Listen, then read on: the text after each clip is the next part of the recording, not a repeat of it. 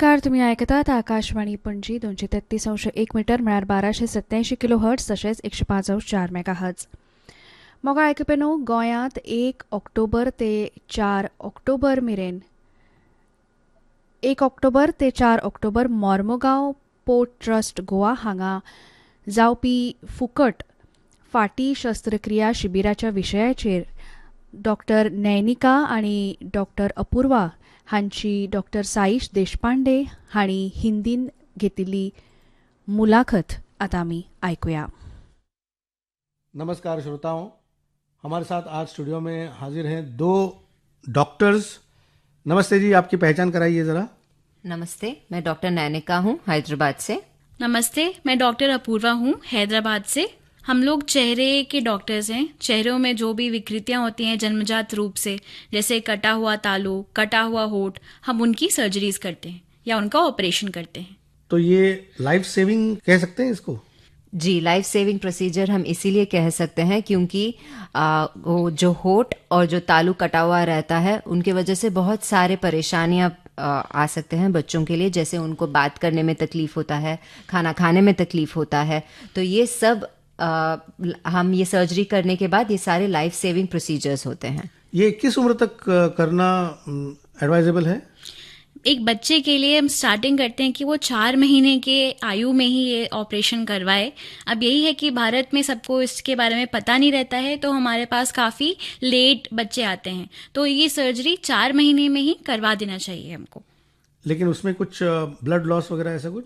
उसके लिए ही बच्चे को सर्जरी से पहले हम एनेस्थीसिया वाले डॉक्टर्स को दिखाते हैं जो बच्चे को बेहोश करते हैं. वो पूरा उनको चेक करते हैं, क्या उनका वेट ठीक है, उनकी जनरल मेडिकल हेल्थ कैसी है, सब कुछ चेक करने के बाद और एक बार जब पता चल जाता है कि जब बच्चा ठीक है तभी हम सर्जरी करते हैं.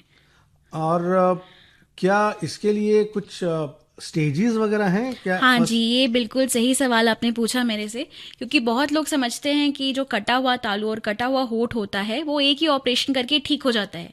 तो ऐसा कुछ भी नहीं है.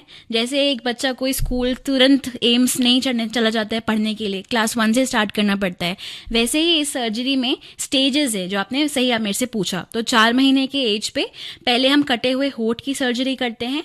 उसके लिए हम देखते हैं कि वजन बच्चे का 5 kg उसके अराउंड होना चाहिए. फिर जब बच्चा 1 साल का हो जाएगा तब फिर बच्चे का वजन भी अराउंड 8 kg हो जाना चाहिए. उस टाइम पे कटे हुए तालू की सर्जरी करते हैं.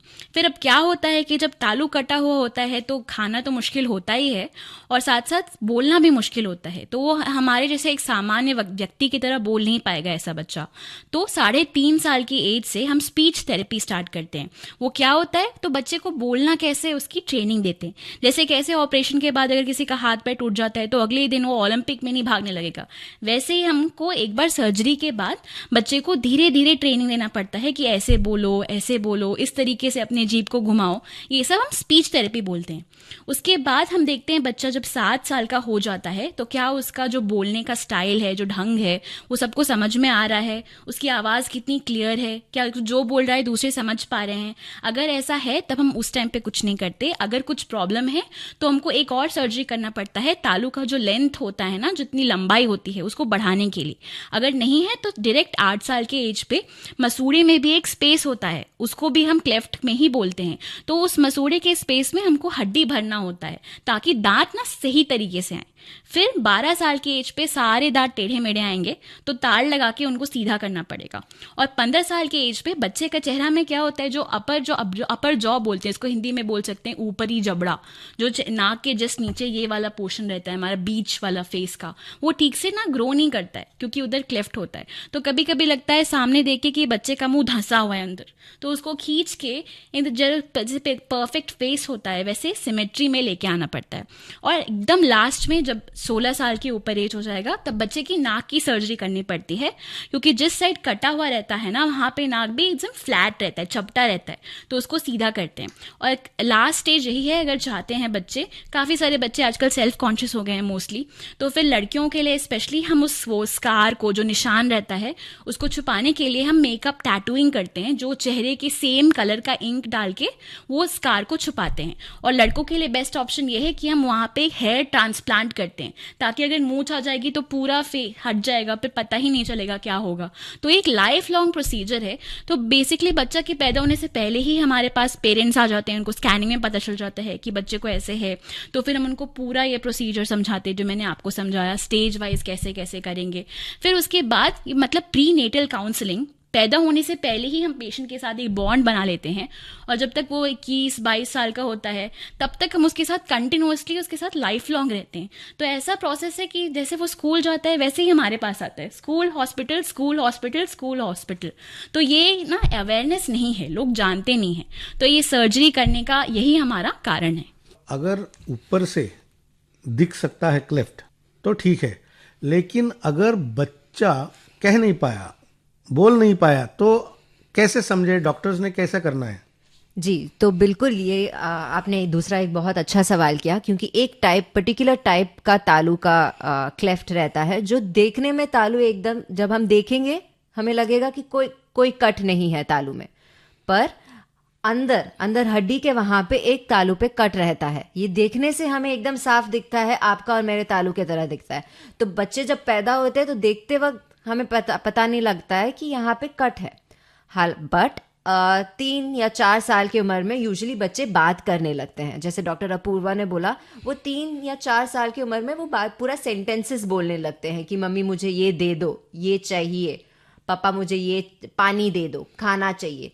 अगर ये नहीं बोल पाते हैं तो उस उम्र में यूजुअली मम्मी पापा वो हमें हमारे हॉस्पिटल लेके आते हैं। तो स्पीच इज एन इम्पॉर्टेंट, उस टाइम पे स्पीच बहुत इम्पॉर्टेंट चीज़ होता है जो हम जांचते हैं उस टाइम पे, उस एज पे, और हमें पता लगता है कि बच्चे को हो सकता है तालू में एक कट है। तो फिर वो जांच करके, स्पीच का थेरेपी करके हम पता लगाते हैं कि तालू में कट है कि नहीं। तो इसमें क्या सर्जरी इन्वॉल्व है, या वो क्या अवॉइड नहीं कर सकते? नहीं, सर्जरी बहुत ही इंपॉर्टेंट स्टेप है, क्योंकि यहाँ पे जो होता है, जो हम बाहर से हमें लगता है कि सिर्फ तालू में एक कट है, वो कुछ भी करके हम बंद कर सकते हैं, पर तालू के अंदर जो मसल्स है वो हमें बीच में लाना पड़ता है। उसी के कारण ही हम बात कर पाते हैं। जब हमारा तालू हिलता है तो वो पीछे गले की तरह जाके बंद हो जाता है, उसी कारण हम स्पष्टता से हम बात कर पाते हैं। अगर वो मूवमेंट नहीं रहा तो फिर बच्चे बात नहीं कर पाएंगे। अगर हम सिर्फ एक किसी भी मतलब खुले चीज के ऊपर जैसे हम ढक्कन डालते हैं, वैसे ही अगर हम तालू के ऊपर कुछ ढक के वो तालू, कटा हुआ तालू को हम बंद करते हैं, फिर भी बच्चा बात नहीं कर पाएगा। सिर्फ फिर भी खाते वक्त उनके नाक में खाना चला जाएगा। वो सारे प्रॉब्लम्स वैसे ही रहेंगे। अगर वो इम्प्रूवमेंट चाहिए तो सर्जरी करना बहुत इंपॉर्टेंट है। ये आपने थेरेपी की बात की, तो किस ढंग की थेरेपी इसमें प्रोपोगेट होती है, या किस ढंग की थेरेपी आप उनको रेकमेंड करते हैं छोटे बच्चों को?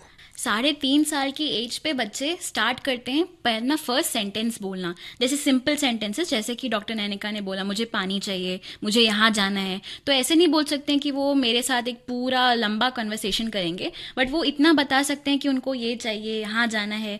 तो जब बच्चे स्टार्ट करते हैं ना ऐसे बोलना, तो उनका बेसिकली, अगर मैं एक साइंटिफिक टर्म यूज करूँ, उसको बोलते हैं हाइपर नेजालिटी। मतलब बस इतना, जैसे मान लो आपको सर्दी हो जाएगी, आप मेरे से बात करेंगे, मेरे को तुरंत पता चल जाएगा कि आपको सर्दी है, क्योंकि आपकी आवाज में वैसा नाक वाला क्वालिटी होगा। तो ये क्वालिटी ना सारे क्लेफ्ट पेशेंट्स में रहती है, वो हमेशा रहती है। तो वो देखते, मतलब सुनते ही मैं बता दूंगी कि ये क्लेफ्ट पेशेंट है। तो स्पीच थेरेपी जब हम स्टार्ट करते हैं ना, तो क्योंकि उनका तालू हमारे या सामान्य व्यक्ति की तरह उनका तालू मूव नहीं करता है, उस तालू को हमको ऐसे ट्रेन करना पड़ेगा ताकि वो मूवमेंट क्रिएट कर सके।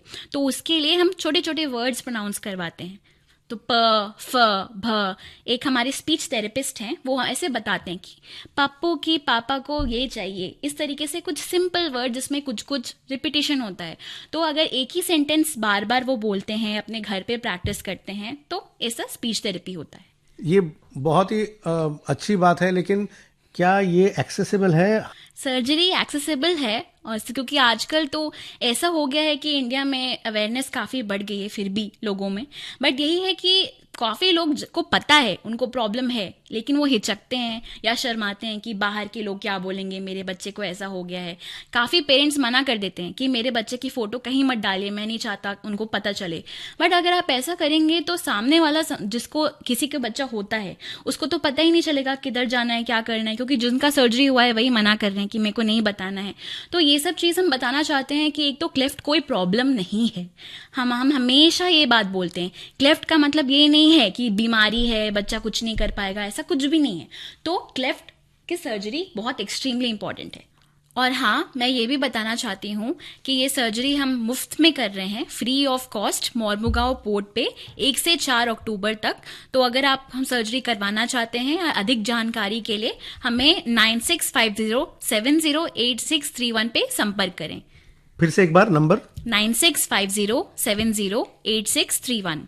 जी, हमारा यही एम और गोल है कि हम जितना भी हो सके हम लोगों को ये बता सके कि ये सब नॉर्मल है, इसमें कोई डरने की बात नहीं, कोई झिझकने की बात नहीं है। बस बच्चों को थोड़े सर्जरीज करने होते हैं, पर वो करने के बाद तुरंत बाद बच्चे हमारे जैसे जितना नॉर्मल हो सकते हैं उतना नॉर्मल हो सकते हैं।